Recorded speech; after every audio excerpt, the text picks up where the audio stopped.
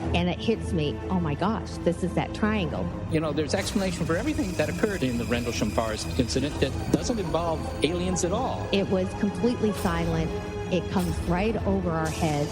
He saw a classic flying saucer really standing in the clearing. He turned over to my father and held his hand, and he looked in his eyes and he said, "We're not alone."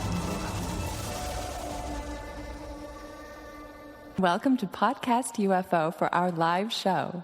We're live every Wednesday at 8 p.m. Eastern Standard Time on podcastufo.com. During the show, feel free to participate live in our chat room. And don't forget to like us on our very active Facebook page. Hello and welcome to the show. I'm Martin Willis, your host.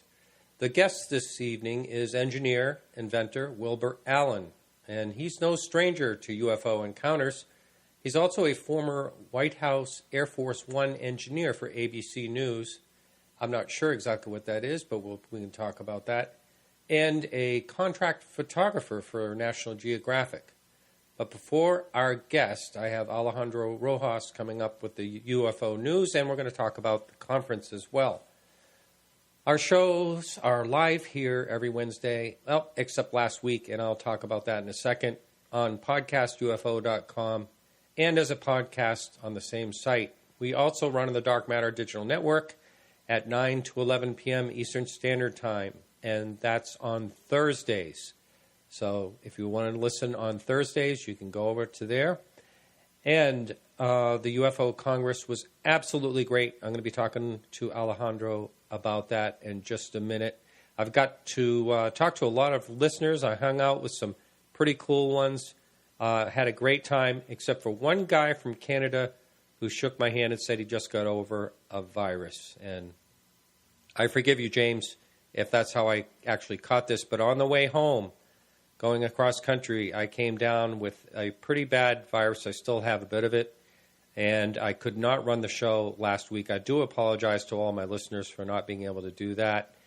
I was very careful driving across country, though. I told people in hotels, in stores, to stay away from me and all that. However, I did forget to tell that to the police officer in Texas that pulled me over for a 60 in a 45 mile an hour, gave me a ticket, and I shook his hand and said, "I'm sorry we didn't meet under better circumstances." I am joking, of course. Well, don't forget the show is always 100% free if you listen here live, and the first hour is always free on podcastufo.com. And how you doing, Alejandro? I'm doing good. How are you doing? Good. I understand I wasn't the only one sick at the conference, but you managed to escape it somehow. Well, you know what it is? What? And I do believe this. Okay. And is that meditation practices have helped me. And I used to get the flu every year, sick a couple of times like everybody else. But I would say about 15 years ago or something, when I really got into meditation and I tried different practices and everything until I kind of came up with my own way of doing it. When I was able to finally really relax, I got sick less. And I don't think it's necessarily a spiritual type of thing. I think it's just that, there is a science. If you're able to really release your stresses and anxieties, and get, all that adrenaline out of you, it allows your body to heal itself better. Wow. And so I just if I feel something coming on, my top priority is resting and relaxing. And my theory is it's better to do that for, a few hours or go to bed early or have an evening to relax and rest than to be sick for several days. So That's really worked for me because I'm just so busy all the time that I don't have time to. Well, I totally understand that. And when I was driving, I had to keep driving because it was 2,700 miles for me to get back home. And I actually started feeling better the second day, 24 hours in. And then I pushed it until driving another 10 hours that day, and I totally relapsed. I was high temperature again, and all I wanted to do was stay in a hotel for a couple of days, and I didn't have that ability to do that. But anyway, feeling a bit better, and I got to tell you, that was one heck of a show you put on out there. Yeah, everything went really well. Before the conference happens, I tell everybody how great it's going to be. It's going to be amazing. But I don't know that for sure. Mm-hmm. And in fact, in the back of my mind, I'm like, I hope that it's going to be really good. I don't know if because in the evenings, you probably saw this. There's some people relaxing and having fun, and they have a few drinks. And I don't know if there's going to be like a brawl, and Thursday night most of the speakers are going to get in a fight and then go home the next day or something. You never know what's going to happen. So it's a very tense thing, and you probably notice I'm like at the conference, my attention is completely on the conference. Whenever anybody but you're still fun. You still pop in and say hi, how's it going, and stuff like that. Yeah, I try to say hi, and I apologize to anybody who I just, if I was in a haze and you tried to say hi and I just wasn't there, it's just because I'm just hypersensitive about the things going on. So until the conference is over, I'm able to review it. I don't really, then I can sit and say, hey, it went pretty well. And it did go really well. And of course, Jacques Vallée was incredible. I felt Doug Trumbull was incredible. Emily Trim. Oh, yeah. I mean, that was so cool. This witness from the Rouen encounter, we talked about it before. That came across. That worked out better than I could have hoped. Well, I'll tell you what. There wasn't a dry eye in the house when she told her story. Yeah, including me, I have to say. It was absolutely amazing, and I was honored to be able to talk to her. And she was just a real sweet girl. It was really, really nice. I was kind of blown away, and that's the Ariel School for the listener that is not familiar with it. It's something you want to Google and check out. Randy Nickerson was there. I always have great fun with him. He's a good guy, doing a wonderful job on that movie, and that's getting closer all the time. We're going to have Randy on the show here, hopefully with Emily as well. She said she'd like to be on, but she's under a contract, a non-disclosure contract for now until the movie's released. So I'm not sure exactly how much she can say or not say. Yeah, well, I had her on for a little bit. She was kind of a surprise guest when I had Luigi Venditelli on, who was a Canadian researcher who presented with her and who also did a great job. He's a natural. I mean, he hasn't done very many presentations like this, but he was great. His pacing was good. He was sociable. He was funny. He was really good, so I was happy about that. Yeah. But yeah, Sam Moranto, Chase Kletsky, people loved the abduction panel. Even the skeptics, I think, felt it was interesting to have all of these experts, discussing their differences of opinions about the phenomena or their perceptions of the phenomena. So it went really well. I mean, we work really hard at having it be a great event. And I don't know, personally, and maybe because I put it together, and luckily we get lots of feedback, but I do feel it's heads above anything else out there. Yeah, the only you and I talked about this briefly, the only part I thought was a little bit, how do I say it, I wasn't all that impressed with was the hybrids. And I don't know what type of feedback you've gotten from that, or if you even do get feedback. I do get feedback, and this is what's funny, because there's certainly, we try to, I always say this, we try to present the field, the entire field. And Barbara Lamb's talk is what you're referring to. I love Barbara Lamb as a person. She's awesome. And she's a therapist. She's a marriage and family therapist. So you have to have a master's to get that. She is, she's got a lot of education and experience. But yeah, she brought on these people, several people who believe they are hybrid aliens, and they told their stories. Of course, I like to stick to facts. I think you definitely can't prove any of these people are what they are. It's interesting that they believe this about themselves. So it's interesting to hear what they have to say.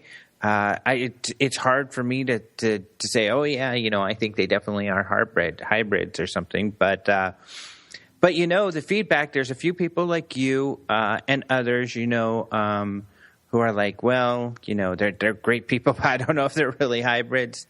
Mm-hmm. But the vast majority of people, and this is they just loved it. They were I like, saw oh, my that. God, amazing hybrids. And I think that was probably the best-selling DVD we had. I don't doubt it. I mean, people were standing up and applauding. And I was scratching my head, but that was, it's someone claiming that they're a hybrid, and then they show pictures, drawings of their children or how they look on other planets. And I'm thinking, most people would have pictures of, I don't know. I didn't buy it. I just got to tell you that I didn't buy any of it. But I don't know that any of those. Yeah, I guess I would say this. We gave Barbara Lamb the Lifetime Achievement Award. This was the 25th anniversary of the UFO Congress. She's been to every one. Yeah. She's so sweet. She is an important presence at that conference.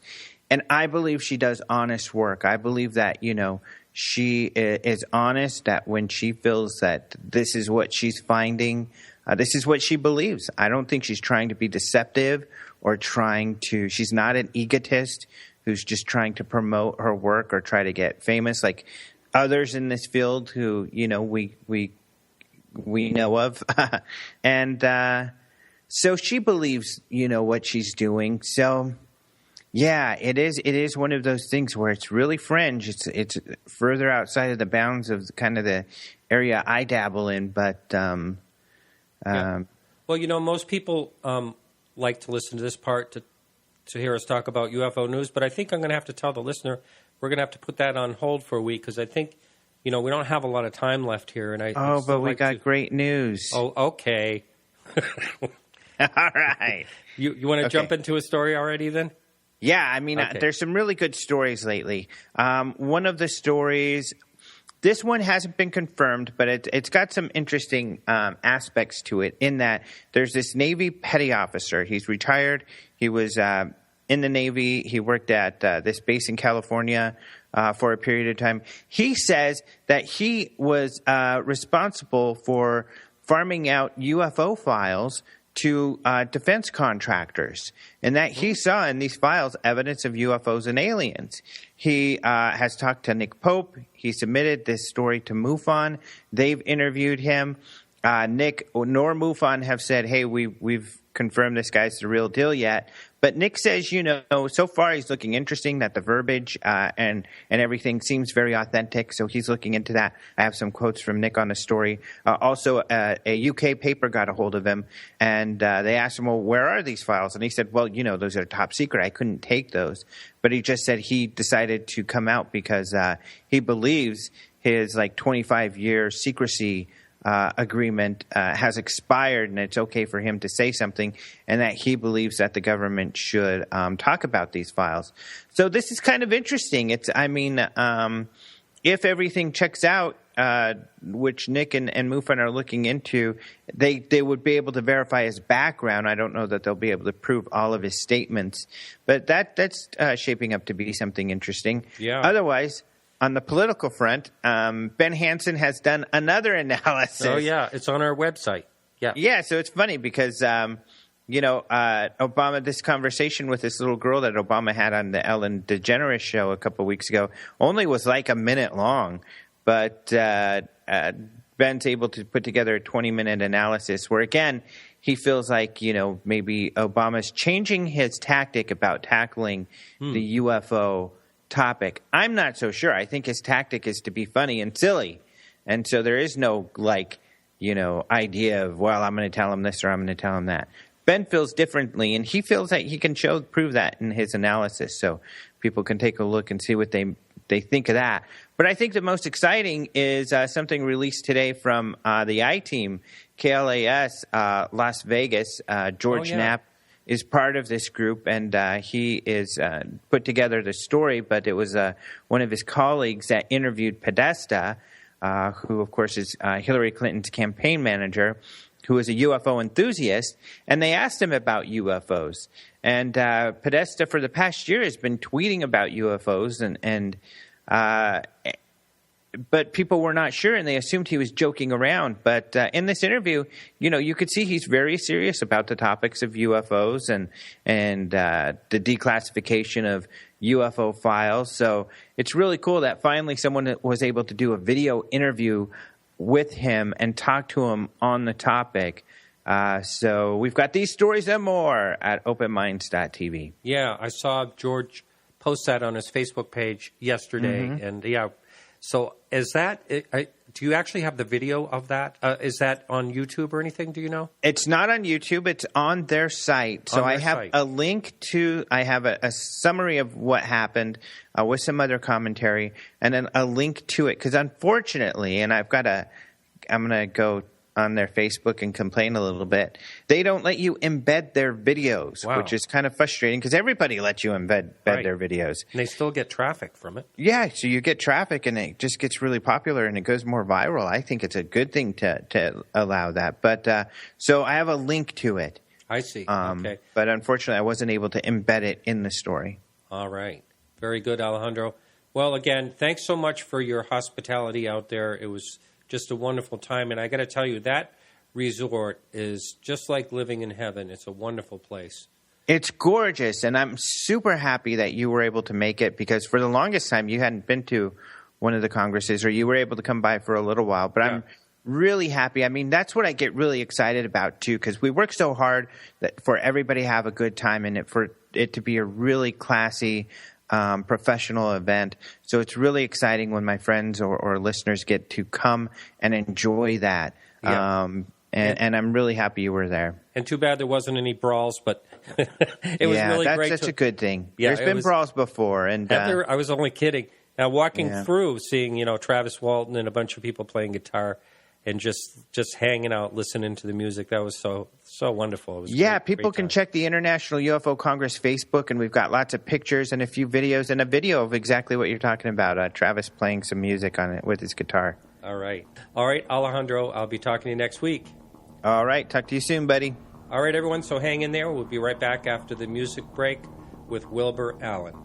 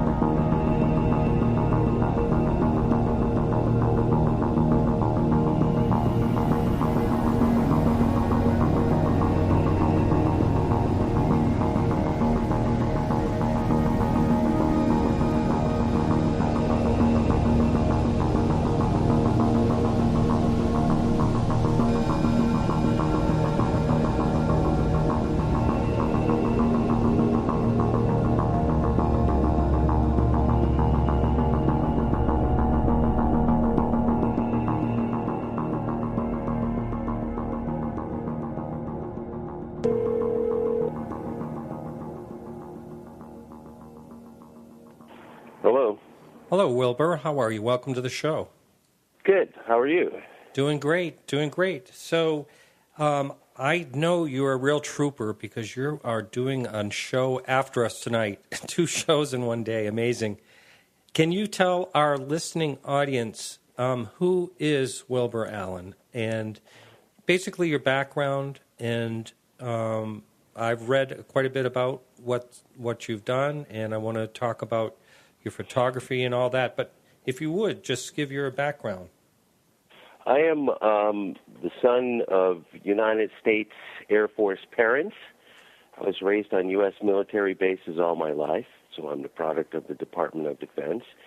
I am a former White House Air Force One Marine II engineer, and my background is aircraft engineering, optical physics, and photography. When you say, are you saying you actually worked on the Air Force One itself? I worked on Air Force One as an engineer for Ronald Reagan and George Bush. I see. Now, does that mean like taking care of the craft, that type of thing, or no? I was more engineering with the president in terms of whatever he needed, especially when they went live for television or for radio. I made sure that whatever that was there was directly connected. So he was live at every spot that we went to. I got it.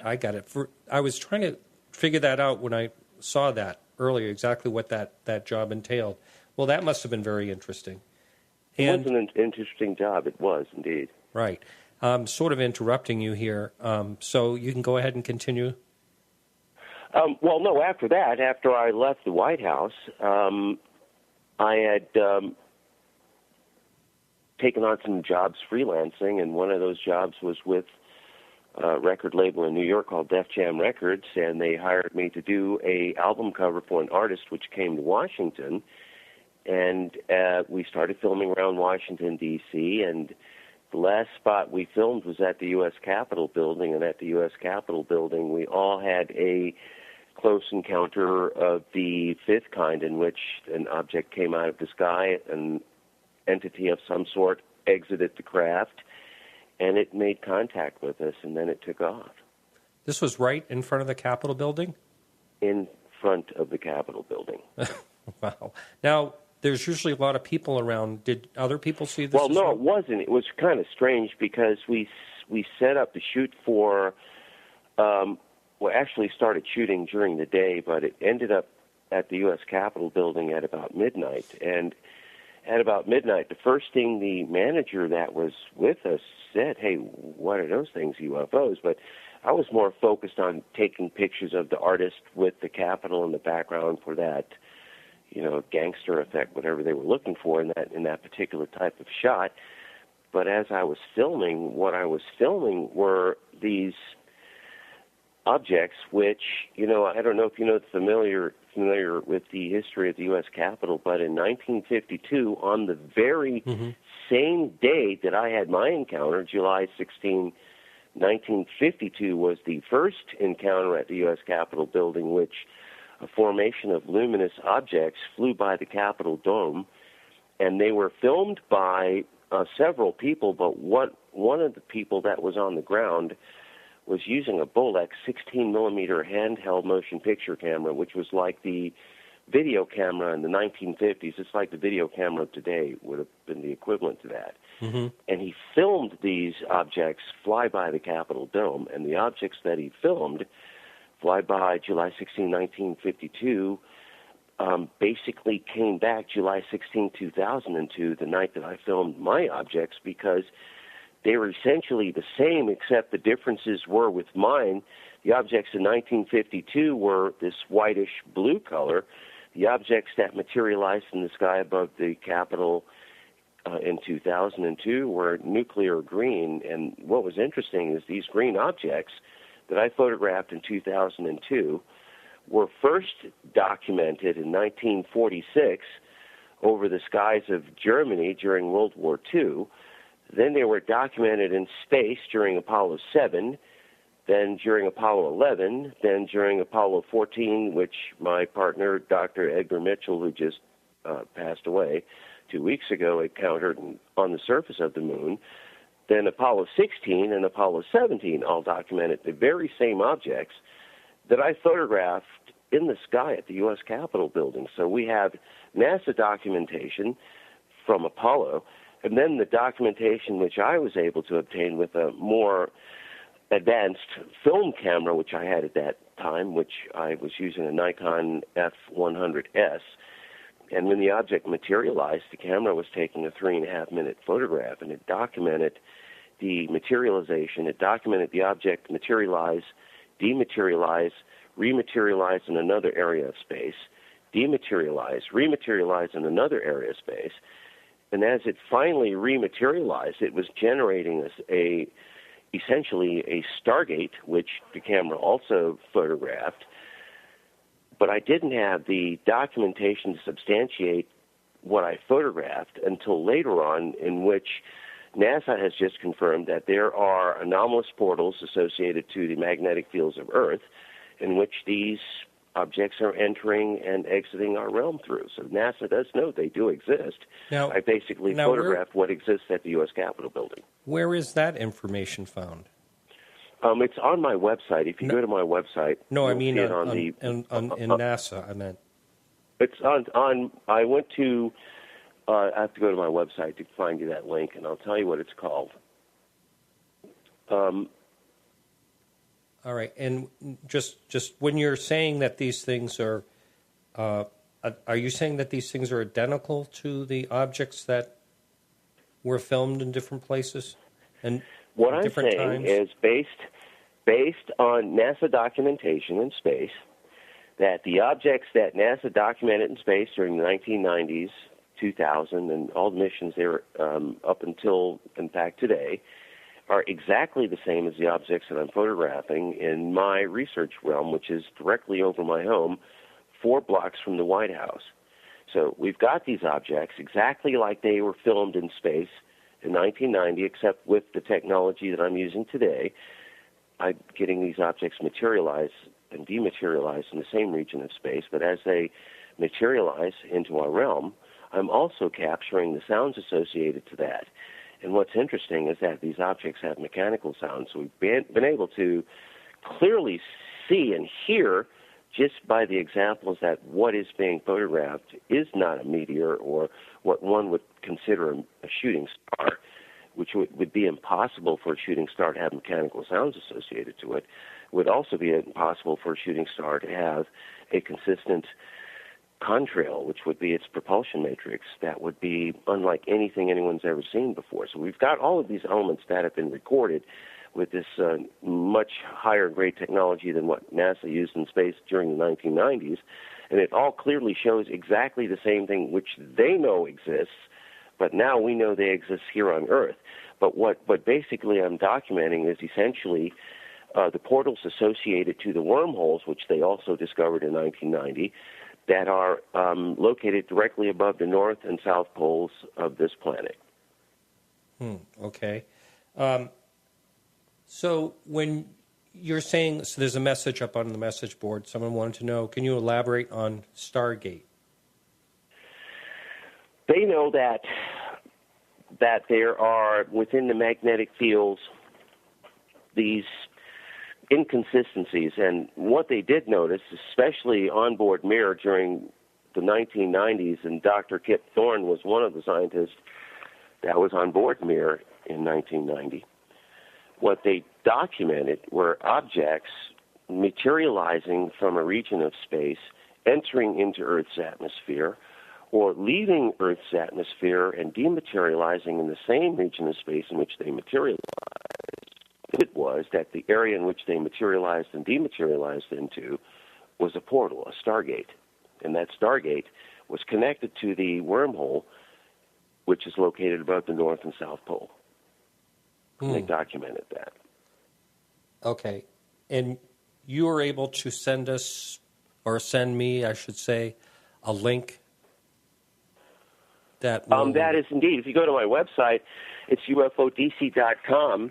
The chapter itself is called How ET Enters Our Airspace. It's in the middle of the page. You can't miss it. It's the graphic is Earth with a graphic of a magnetic field in blue with anomalous objects in a grid. You'll see it. But if you click on that chapter, it clearly takes you to the page that's associated to which I'm discussing right now. But in my samples, I have all of the examples in which objects materialize, fly by, or dematerialize in the same area of space. That every sample I have on this page is documented in the same region, in the same area. Everything is the same, 4 blocks from the White House. Now, you were saying earlier that you used a 3-minute exposure. Is that typical to be able to capture something like this? Well, under the conditions in which I used the 3-minute exposure back in those days, we're talking about a film sample, and the ISO I was using was 1,280. Unlike cameras today, which go up to 3 million ISO, which is clearly unheard of. It's even more bizarre than, more advanced than Hubble. But the camera I used in 2002 was an F100 Nikon 35-millimeter camera, and the technology that it used, film, was limited to, at best, 3,200 ISO. And at that night that I was filming for Def Jam Records, I was using 1,000 ISO film, which is slow in today's standards, but for the conditions in which I was filming and with the technology I was using, I was able to image under the conditions in which I was filming a photograph which clearly showed this object as it materialized above my head in the exposure. So it was, yes, sufficient to do that, indeed. Now, were you able to see this with the naked eye? Yes. Uh-huh. And is that the case? Have you done a lot of different filming of objects? There's a lot of things on your website. Is that always the case, or are you using any type of, like, night vision or anything like that? Well, keep in mind, in 2002 we're talking film, but the stuff that's on this chapter dealing essentially with ET wormholes and stargates is filmed using cameras which have 200,000 and 400,000 ISO capability. So I'm able to essentially film without a flash or light in full color at 60 frames per second these objects as they materialize in the sky at night. I'm going to be daring here. We've had some issues with our phone service, but I'm going to put the number out there just in case someone wants to call in. I'd like to get it. I'm going to have you kind of be a little bit of a guinea pig. I'd like to try it again if that's all right with you. That's not a problem. Okay. So if any listener would like to call in, that number is 603-967-4030. So also, if you're listening live, you can jump in the chat room right on our website. And, okay, so one of the pictures you have is of an orange orb, and I've noticed that, a pretty bright picture. Can you talk about that image? The orange orb was interesting because it is the world's first example of a full-frame digital high-definition close encounter. I was hired again by an entertainment company to film a group in Reisterstown, Maryland, which is outside of Baltimore. And as everyone decided to take a break from doing segments of this video we were working on, we all decided to step outside. And as we stepped outside, I noticed, or we all noticed actually, this anomalous blue sphere, and it was crackling like a firework would sound like if you listen to fireworks as they're being lit. And it flew by, and as it flew by, the blue sphere flew by, these orange spheres materialized. I mean, when I say materialized, there was nothing there, and the next second when you blink, this orange object was sitting in the trees. And there was a group of objects sitting there in the trees. What was even more interesting is I photographed that, and I looked further into the photograph above the trees. There was a whole group of them, but they were cloaked. So we know that there was quite a few of the objects there, but just these few that decided to be luminous, and they decided to land in the trees. And what was more abstract than anything, that you would think that whatever this orange, red-hot object was would singe the trees. It did absolutely nothing, no damage at all to the leaves or the foliage at all. It had no effect at all. No one would even know the object was there unless the photograph was seen. So it was absolutely unlike anything we'd ever seen before. Which, by the way, there's another person in Mount Vernon, New York, Melvin Harris, who photographed the exact same objects that I photographed in Baltimore, but in Mount Vernon, New York. And we were able to do a comparative analysis between the Mount Vernon, New York samples and the samples from Baltimore, Maryland, and they're 100% exactly the same. Wow. Now, I noticed in this picture you have, there's a lot of, you can see sort of like ghost images. Is that something on the lens or something? Those are the cloaked objects that were around it. Wow. The camera was sensitive enough to differentiate the differences in density, basically. If it's cloaked, even though it may be cloaked to the human eye, the camera was able to differentiate the differences between the shape of the object and the object space in which it was in. So I was able to see it, and that's what we're looking at. It's not a reflection. It's not a lens flare. It's additional objects. Would you consider that one of the most amazing pictures you've taken? It's in league with it because all of them are equally abstract, and it started getting stranger and stranger with the more advanced cameras I was using. So, with that in mind, it was to my advantage to leave still frames and go document it at a motion picture level, because at a motion picture level, it does not leave any room for second guessing. You see exactly what's happening. There's motion pictures associated to it, versus having to show a series of stills which are limited to just that 1 second in which that frame was taken. We don't know what happened before. We don't know what happens after. We just have that 1 second, that one instance in which that exposure was taken. So we're limited, in a sense, in the amount of data that we're able to capture at that moment. But in a motion picture, it's absolutely different. Now, some of the images, I saw a couple of the images you have, look like they have like a repeated pattern. Is this kind of what you're talking about? The repeating patterns, what I had to do with the repeating patterns was to show with time-lapse, for example, and some of those samples in which I have the repeating patterns were time-lapse frames. But I had to show each frame in a composite, which basically showed the object materialize into the airspace, fly through the airspace, and then dematerialize out the airspace in each frame.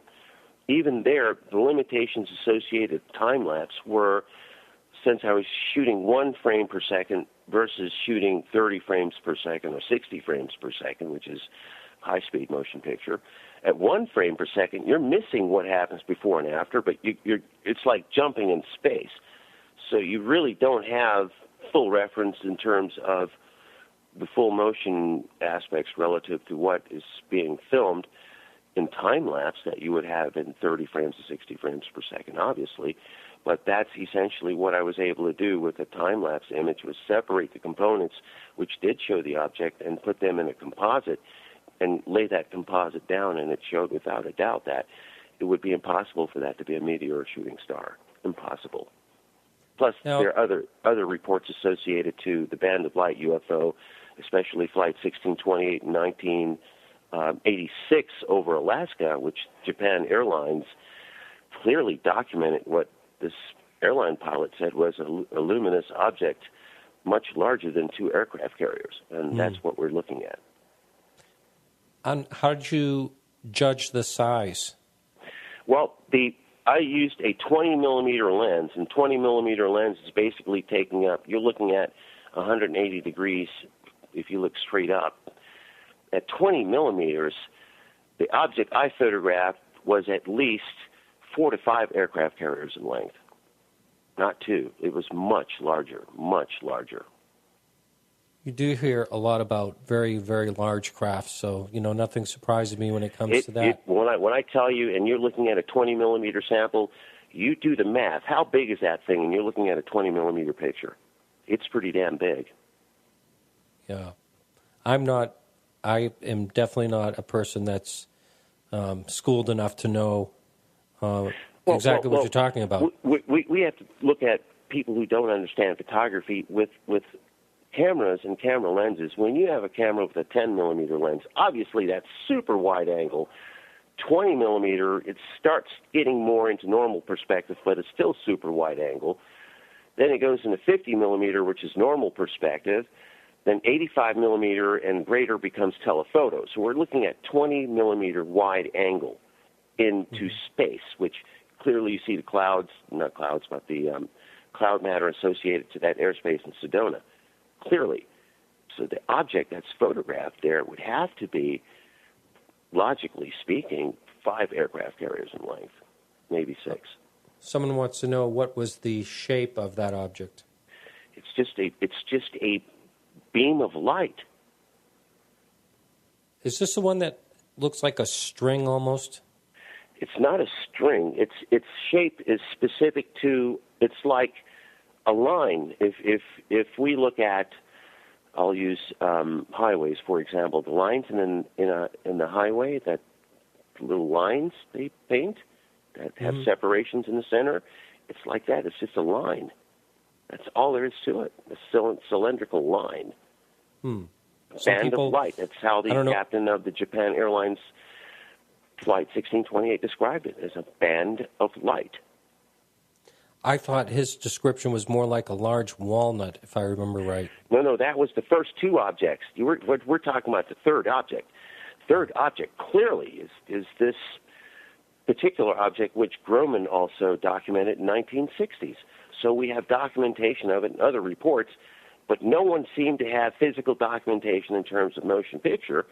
And I've got 147 samples of it, starting from Area 51 and now over my home in Washington, D.C. Well, now, someone just put up there like a rod, is that? It's shaped like a rod, indeed. It's cylindrical, like a long tube, except huge, 5-6 aircraft carriers long. It's a tube of light. Its consistency is just light. Wow. Now, you mentioned earlier that you were basically an Air Force brat, as they say. Yeah. What did your father think about this? Because things happened early on with you, right? Well, my parents were involved in this initial encounter at Sculthorpe Air Force Base, RAF rather, in the United Kingdom. And what was interesting is both my parents knew that what I experienced, we all experienced, because the aliens came into my home, but my father refused to talk about it. What was interesting is in Vietnam, at Cam Ranh Bay, my father, who's military intelligence, documented this luminous green object over a C-130 at the tarmac at Cam Ranh Bay, the airstrip itself, and that green anomaly was exactly the same as the green anomaly that I photographed at the U.S. Capitol building, and the same green anomalies encountered in space by the Apollo moon mission astronauts. Exactly the same. Wow. So but he never wanted to talk about the subject? My father would not talk about it. He took it to his grave. Everything. My father, to this day, nobody knows what he did for the military. Nobody. Wow. And was your mother a witness as well? Yes. She won't talk about it either because my mother is also military. Ah, I see. Pardon me. All right, so that happened when you said 5 years old? Yes.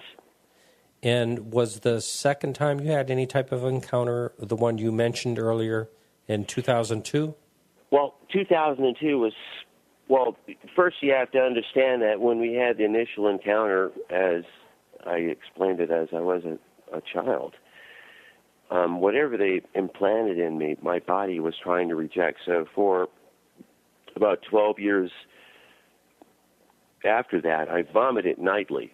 And the doctors couldn't understand or find anything that was making me vomit nightly. And they took me to military doctors. And at that time, they didn't have the level of technology they have now. It was basically witch doctor, basically the level of a witch doctor, x-ray machines and a stethoscope, basically. So it wasn't like they could find whatever these things put in me. So they treated it as possibly an illness associated to intestines, which was not the case because they didn't stop me from throwing up, even with the medicines that they gave me. But when it all stopped, things started happening. Light bulbs would turn off or turn on by themselves. Elevator doors, before the days that sensors were there, would open and close by themselves. Street lights would turn on and off as I walked by. Absolutely weird stuff would take place. And then the object started landing in front of me. Wow. Did you ever figure out exactly where this possible implant was? I know where it is. And have you ever done anything about it? Dr. Lear tried, and the problem is, since it is now fused to my central nervous system, it would be either catastrophic to me, it would definitely be too painful to be removed. It's infused to my central nervous system now. It's too late. Mm-hmm. It's embedded in me. It's part of me. Wow. It works. It worked. Pardon me. All right, let's get back to your photography. What type of equipment are you using? I'm using a modified D4 for full spectrum infrared, which is ISO 200,000. I'm using a D4S, which is ISO 400,000 for 60 frames per second, full motion picture night vision at night, full color night vision rather. And then I'm going to modify up to the D5, which is 3 million ISO. Wow. Okay. And did I hear you say you're going to school? I'm working on my master's degree in imaging technology at Howard University. I see. So this all fits together. And what type Absolutely. of work did you... What's that? Absolutely. What type of work did you do, contract work did you do with National Geographic? I'm a director of photography. I do photography work. Oh, so filming. Filming, yes. Wow. And my credentials are to History Channel, Discovery Science, NBC Universal, the Weather Channel, MTV Country Music Television, CBS News, and ABC News. Fox Now, News. has any of this other work interfered with that type of work? Actually, no, it's all interfaced because the technology I use allows me to do not just shooting in space, but I can shoot in any environment that has light or no light at all. Mm-hmm. All right. What do you consider photographic evidence of UFOs? Photographic evidence of UFOs would consist of variations of shots. For example, the objects that are on my page, I've got 147 samples of them. Okay, so we all have, it doesn't take a rocket scientist to see that with 147 samples of the exact same thing, that there's consistency associated to it. So we can put that particular object in a classification in which has already been classified.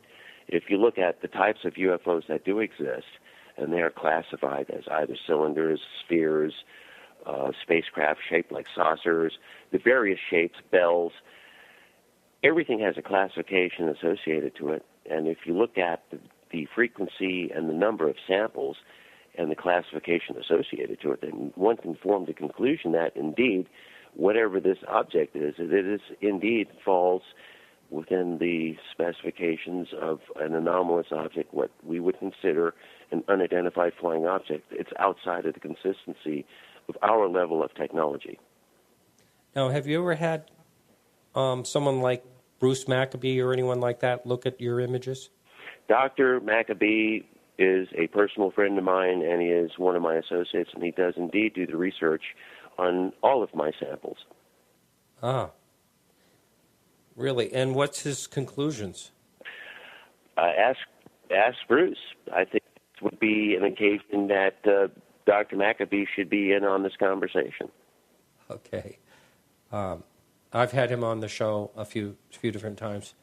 And, you know, there's other people that are doing a lot of analysis on film and photography. These are qualified people. I'm talking about people like Mark D'Antonio. I'm not sure if you know who he is.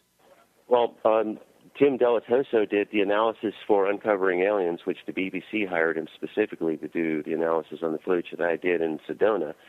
And there was no doubt in his mind, especially in looking at the raw footage, that what I photographed clearly came out of the sky and clearly was imaged in the best possible definition he'd ever seen on my samples. So, yeah, there are other people that do look at my work. It's not like I'm sitting here making claims that I can't substantiate without scientific analysis, in that some of the samples that are on my website were substantiated by my other associates, like Edgar Mitchell, who passed away, Buzz Aldrin, and some other astronauts that I'm also associated with. So I'm not doing this all by myself, and I'm not using just my examples alone. If you notice on my website, a lot of it has to do with NASA, and I'm using NASA as the basis of analysis. So with the basis of analysis, I'm able to show with the objects that I do have the consistency that does exist, and that if that consistency does exist, one can conclude that without a doubt that these objects, at least based on the data that's out there, are indeed extraterrestrial. Okay. Now, you said Sedona, so that you did some filming and photography out there? Yeah, I did Uncovering Aliens, Black Ops Conspiracy for the BBC Discovery Networks. Ah, okay. And I read, or I think I listened to one of your interviews where you said that you were out at Area 51 I led the expedition for MTV and the BBC on a special that was filmed in Area 51, but the show specifically I worked on was My Big Redneck Vacation. It was supposed to be a comedy, and what was supposed to be a comedy turned into a nightmare. It was a close encounter, and the crew was arrested by Area 51 security. It was an absolute nightmare. Oh, my goodness. How long were they detained? It was creepy. It was more creepy than funny. Yeah. Were they detained a long time? They were, let's just say, how would you feel if you're face down in the dirt with 16 M16s pointed at your head? Oh, my God. Was this involving yourself as well? No, kind of weird. Before it went down in the desert, I'm filming by myself because I went into the desert just to get some examples away from the crew, away from the lights.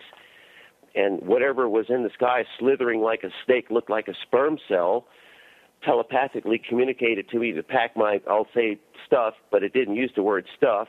It told me to pack my stuff and leave immediately, and I complied immediately. And within 1 minute of getting to my crew van, all hell broke loose. It was 80 security personnel from Area 51 ascended on my crew and arrested them. No, so they were actually on the property itself. No, we didn't go anywhere near the property. They arrested us because the objects were in the sky above us, and they didn't want us to see it. Wow.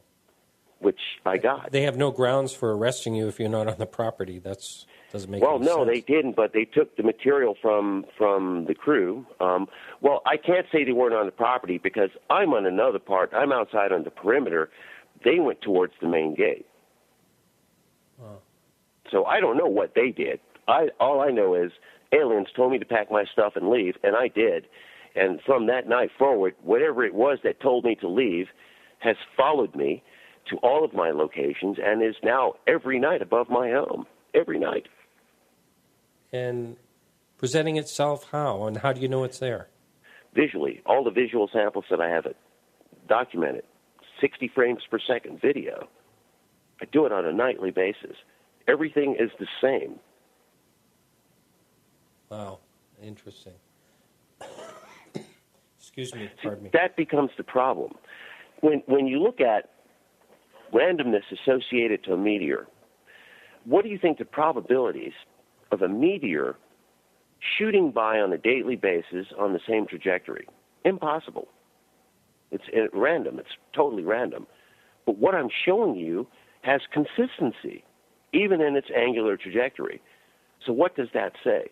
That says either there's indeed an extraterrestrial presence first, but there's either a base, a cloaked mothership, or a portal. And my assessment says there's a portal right there. Someone on the message board wants to know if there's actually pictures that you're taking every night that they can see. It's on my website, UFODC.com. If you go down, you'll see there's chapters, Washington, D.C., Alaska for the Missing in Alaska, which I do for the History Channel. There's all of these chapters. Look at Washington, D.C., specifically Washington, D.C., because I'm here. That's my basis of analysis. I live 4 blocks from the White House, 11 blocks from the U.S. Capitol building. Look at the samples I'm getting above my home on a nightly basis. All right, they're consistent with Area 51. Okay, there's a question in regards to your implant. Why do you believe it is attached to your central nervous system, and what do you believe the implant actually does? It's inside my head, and it works as a transponder. Sends and receives signals, obviously. I mean, they know where I am. I know where they are. They're able to tell me how to film it, and I'm able to film it as they tell me to. And another question up there is, how do you know that it's extraterrestrial, and what about other dimensions? We don't know that, but the samples that I'm able to document based on NASA footage clearly shows it's extraterrestrial. Oh, on NASA footage, you're saying? Exactly. I'm using NASA as the basis of analysis. The NASA footage in the 1990s and the footage that I'm getting today are clearly consistent. with the exception, the footage I'm getting today is higher resolution and much better quality. Okay. Pardon me.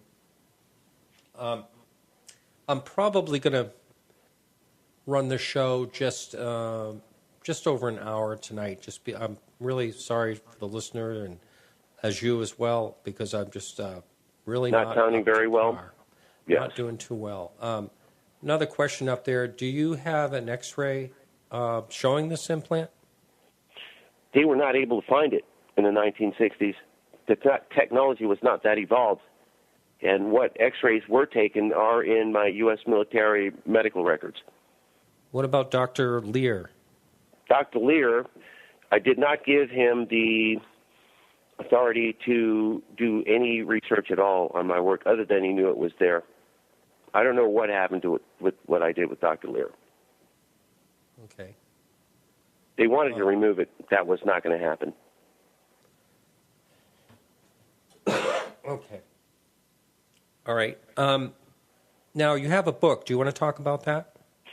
I've got a book called UFO Forensic Files, and it's basically based on my 2002 encounter, and it's kind of dated information per se, but the theory inside was I concluded that whatever it was I photographed in 2002 entered and exited through a wormhole, which it did, and basically now with the level of technology and research that I do have now, and with the documentation from NASA, it clearly indicates that I was correct. Huh. My sample in 2002, by the way, negates the laws of light and motion. It showed four green objects moving in lateral and upwards motion, but its lateral energy signature is blue, not green. That negates the laws of light and motion. That's impossible.